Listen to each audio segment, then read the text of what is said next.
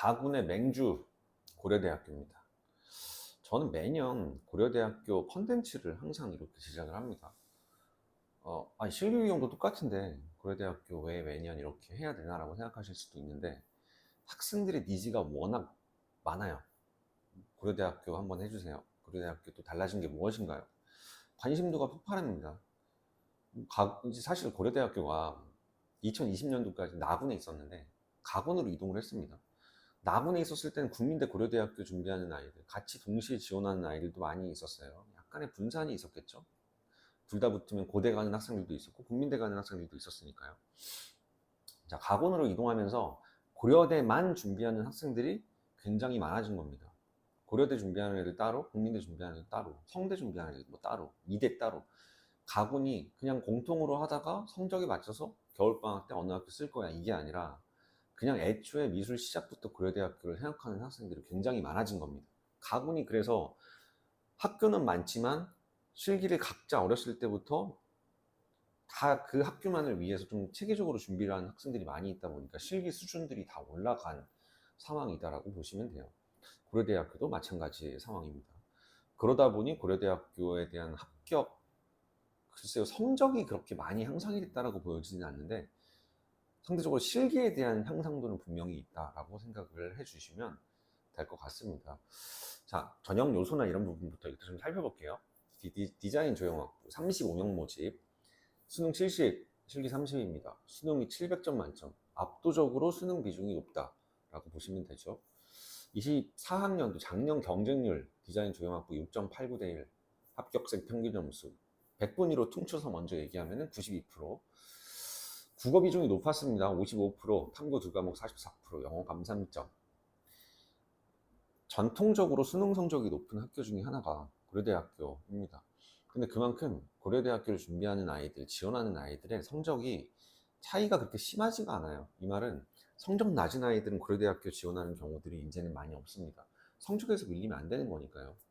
700점 만점, 굉장히 압도적인 비율이니까. 그래서 대부분은 100분위로 했을 때 90% 이상 되는 학생들이 대부분 지원이 되고 3등급 때 아이들이 무리하게 지원이 된 경우들은 거의 없다. 2등급 안에서의 싸움이다라고 보시면 되고, 그렇기 때문에 그 비슷비슷한 수능 성적 안에서 실질적으로 합격의 당락이 좌우가 되는 거는 A권 때를 20%, 정원의 20%, 70장을 뽑는 실기 30%라고 보시면 될 것 같습니다. 지원 경쟁률의 변화, 아까 제 초반에 말씀드렸던 것처럼 나군에 있었을 때의 고려대학교는 그러니까 기존에는 원래 50명씩 모집이었는데 2021학년도부터 35명 모집으로 바뀌었어요. 50명이었을 때의 지원을 봤을 때는 356명, 484명 이렇게 있었네요. 2019년, 20년도. 근데 21학년도부터는 수시와 정시로 구분되면서 정시 35명 모집 7기 정원, 그리고 수시 종합전형 15명 모집으로 바뀌었습니다. 그러면서 이제 294명 모집이 됐었어요. 나군에서는. 근데 가군으로 고려대학교가 이제 이동이 된 겁니다. 2022학년도는 231명 지원, 경쟁률 6대1, 8대1, 6대1, 이 정도의 경쟁률이 고려대학교의 기본적인 학과의 경쟁률이다라고 보시면 될 것 같습니다. 여러 가지 성균관대도 가군으로 이동을 했고 서울대도 나군으로 이동하면서 작년에 역대급 불수능이었고 그거 난이도 상승했고 경쟁률에 대한 약간씩의 차이점이 있었다라고 보시면 될 것 같습니다. 고려대학교 교수님들이 항상 지면상에 등장하시지는 않습니다. 근데 예전에 이제 인터뷰하셨던 여러 가지 내용들을 추리해봤을 때는 고려대학교에서의 예전에 합격했던 그림들이 고려대학교에서 통용이 되는 그림의 어떤 패턴이다라고 인지하시는 부분들이 좀 있었던 것 같아요. 왜 이 학생들이 이런 그림만 그리지? 우리는 고려대학교는 이런 스타일의 그림을 좋아하는 게 아닌데 왜 그런 그림들을 학원에서 계속 연습해 올까라고 보셨던 요소 중에 하나가 1, 2, 3 주제부 있고 부주제 있고 3포인트 배경 동심원으로 까맣게 눌러서 완성하는 그림. 근데 분명히 그거는 이제 아까 말씀드렸던 고려대학교가 나군에 있었을 때는 그런 학생들이 많이 있었어요. 왜냐면 가군의 국민대학교를 쓰면서 고려대학교를 준비하는 시간은 그렇게 길지 않았기 때문에 어느 정도 암기화된 패턴으로 야 일단 완성도 높이고 잘 그려 그리고 수능 성적 좋으면 돼 실제 그런 학생들이 합격이 되는 경우들도 있었고 근데 이제 가군으로 실기 고려대학교가 정시 이동을 하면서부터는 고려대만을 준비하는 학생들이 아까 생겼다고 말씀드렸잖아요. 스토리텔링 훈련 굉장히 많이 할 수 있었고, 구성훈련, 표현훈련을 굉장히 고려대만의 훈련법으로 어렸을 때부터, 그러니까 뭐 미술 시작부터 준비하는 학생들이 많아지면서 고려대 전체의 수준이 올라가고 있다, 올라갔다라고 보시면 돼요. 그 여러 가지의 스토리텔링 기법 중에 합성에 대한 기법들도 있을 것이고, 뭐 초현실주의 작품들도 많이 참고가 되기도 했었죠. 그 여러 가지 결합에 대한 부분들, 조합에 대한 부분들도 있었고, 아니면 이미지에 대한 여러 가지의 어찌 보면 초현실적 시각화에 대한 여러 가지 발상법들이 아이들한테 이제 공부가 되고, 그런 것들이 실제 주제와 맞게 표현이 되고 있다 보니 조금은 차원이 높은 그림들이 많이 선발이 됐다라고도 보실 수 있을 것 같습니다. 고려대학교 정말 잘하는 학생들이 이제는 많이 합격이 되는 것 같아요. 근데 잘한다라는 기준이 진짜 뭐 시간 안에 완성하는 것도 사실 4시간 동안 힘들긴 하지만, 발상의 차원이 달라졌다, 그 소재를 바라보는 눈높이가 굉장히 올라갔다라고도 보실 수 있습니다. 그렇기 때문에 실기 준비를 굉장히 잘 해야 된다라고 보시면 돼요. 고려대학교 작년 주제입니다. 구름, 자연물이죠. 건반, 피아노 전체가 나온 게 아니라 건반의 형태 부분 확대샷이 나온 겁니다. 그리고 실물의 연필, 자연물, 인공물, 실물. 물론 올해 고려대학교는 주제에 대한 변화 혹은 뭐 형식에 대한 변화가 생길 수 있다라고 예측이 됩니다. 발상과 표현이라는 과목으로 바뀌었거든요.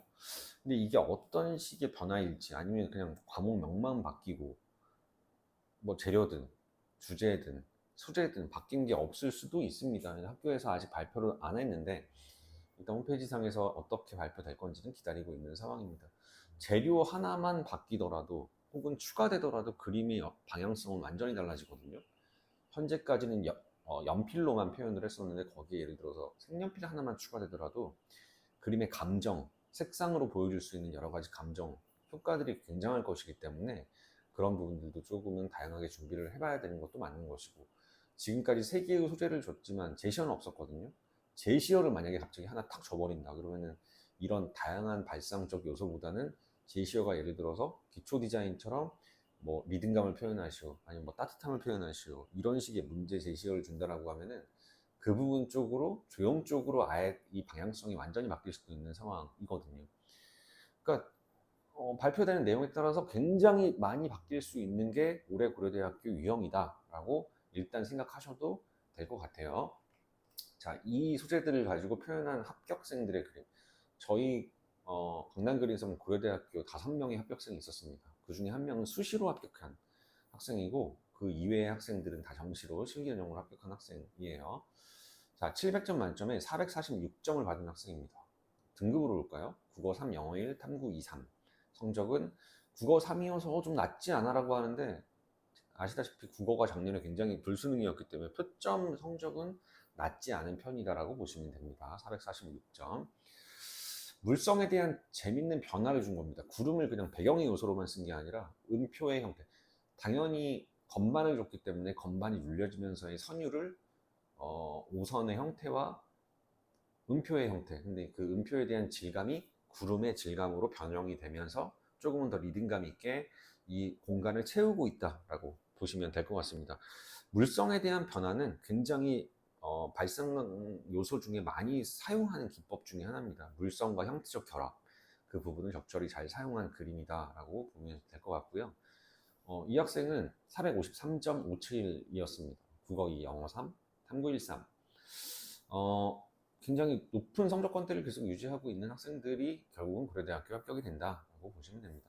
적극적 물성에 대한 변화, 그리고 이 학생도 마찬가지로 건반을 메인으로 잡고 건반이 늘려지면서의 선율, 음율에 대한 것들을 표현을 한 거죠. 연필과 구름에 대한 질감과 형태적 결합을 통해서 음표들이 움직이고 있는 그런 상황들을 표현을 한 거고요. 이 학생도 마찬가지로 건반이 늘려지고 연필이 하나의 어찌 보면 전진하는 형태가 되면서 전진성을 표현을 한 겁니다. 근데 그 전진성을 기반으로 한 선율, 음율, 리듬감을 표현하기 위해서 구름의 여러 가지의 질감의 형태들을 음표의 형태들로 결합을 시켜서, 질감의 결합을 시켜서 표현을 하는 학생입니다. 459.2점입니다. 고려대학교 합격에 대한 그림들을 쭉 지금 보셨는데 어떠세요? 소재가 어떻게 나오냐에 따라서 고려대학교는 굉장히 많이 달라질 수 있는 그림의 형식을 띠고 있습니다. 작년에 키포인트는 사실 저 건반과 구름이었거든요.